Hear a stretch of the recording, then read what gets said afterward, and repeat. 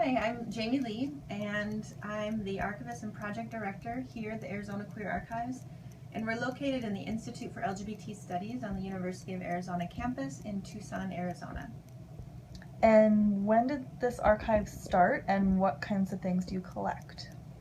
Well, this particular archive, the Arizona Queer Archive, started out of what I had started in 2008 called the Arizona LGBTQ Storytelling Project, to now become a multimodal type of archive that collects queer histories, that I think in ways also will challenge us as archivists to learn how to think in new ways about how we do archives. And so this is almost what I would consider to be a test kitchen or a laboratory for queer methodologies and queer archival practices, as we start to look at what are all of these stories and histories that make up queer history that isn't just one narrative that we often hear in textbooks.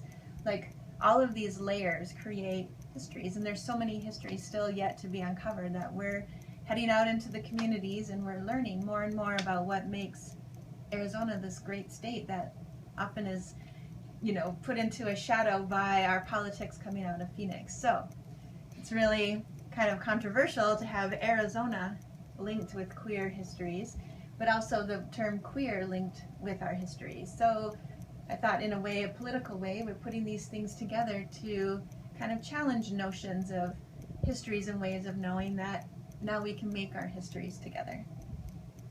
And why do you think queer history is important? What draws you to it?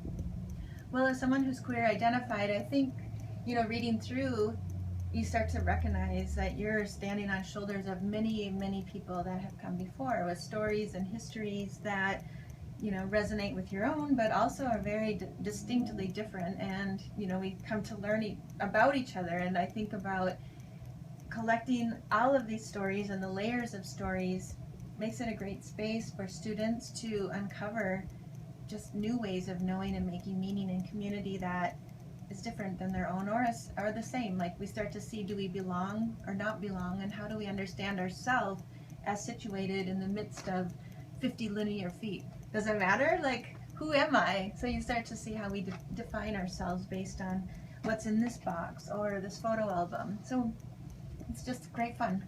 And I invite everybody to come and get their hands dirty here.